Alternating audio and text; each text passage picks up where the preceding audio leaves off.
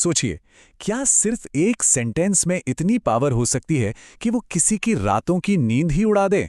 आज हम एक ऐसी ही वायरल हिंदी हॉरर स्टोरी को डिकोड करने वाले हैं।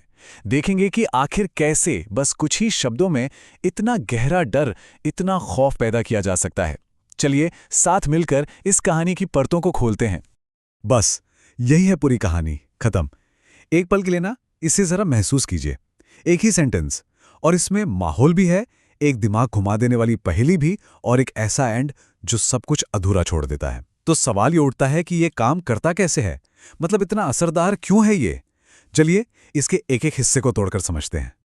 अच्छा, एक चीज तो है, कोई भी बेहतरीन हॉरर कहानी ना हमेशा एक सेफ, एक बिल्कुल नॉर्मल जगह से शुरू होती है। और ये कहानी भी बहुत चालाकी से पहले एक सुरक्षा का, एक अपनेपन का, कह सकते हैं एक जाल बुनती है। और क्यों? सिर्फ इसलिए ताकि उसे एक झटके में तोड़ा जा सके।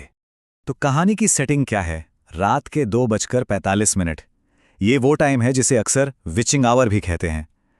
जब सारी दुनिया सो रही होती है, और ऐसे में कोई भी इंसान खुद को सबसे ज्यादा वल्नरेबल, सबसे ज्यादा अकेला महसूस करता है। सिर्फ इस टाइम का जिक्र कर देना ही काफी है, मन में एक अजीब सी बेचैनी पैदा करने के लिए। और फिर इस माहौल में आती है मम्मी की कॉल।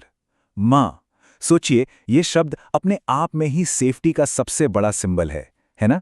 ये कहानी क्या करती है, ये हमारे इसी भरोसे पर, हमारी इसी सबसे गहरी फीलिंग ऑफ सेफ्टी पर अटैक करती है। जो आराम और अपनेपन का एहसास है ना, उसी को डर का हथियार बना लेती है। तो अब कहानी एक ऐसे मोड़ पर आती है, एक ऐसे सवाल पर जो रिया के पैरों तले से जमीन खींच लेता है। ये वो एक सवाल है जो अब तक की हल्की फुल्की बेचैनी को सीधा खौफ में बदल देता है। और पहेली यही है जो दिमाग को एकदम हिला के रख देती है कि भाई, एक ही इंसान एक ही टाइम पे दो जगह कैसे हो सकता है? लॉजिक और रियलिटी के बीच ये जो क्रैक आता है ना, बस वहीं से डर के लिए दरवाजा खुल जाता है। असली खौफ वो यहीं से शुरू होता है। रिया का ये जो भोला सा सवाल है ना, बस यही वो मोमेंट है जब सेफ्टी का वो पूरा बबल वो फट जाता है। जो कुछ भी अब तक नॉर्मल लग रहा था, बिल्कुल जाना पहचाना, वो अचानक से वियर्ड, अननोन और खतरनाक हो जाता है। कह सकते हैं कि ये कहानी का पॉइंट ऑफ नो रिटर्न है। अब यहां से वापसी मुमकिन नहीं। और अब कहानी अपने सबसे तेज और शायद सबसे डरावने हिस्से पे पहुंचती है। यहां कोई लंबा चौड़ा एक्सप्लेनेशन नहीं है, कुछ नहीं, बस एक के बाद एक दो ऐसी चीजें होती हैं जो बिना कुछ कहे सब कुछ कह जाती हैं। और देखिए, इंटरेस्टिंग बात यह है कि ये दोनों चीजें मिलकर एक डेडली कॉम्बो बनाती हैं। पहला, दरवाजे का अपने आप खुलना। ये कंफर्म कर देता है कि खतरा बाहर नहीं है, बल्कि ठीक पीछे कमरे के अंदर ही है।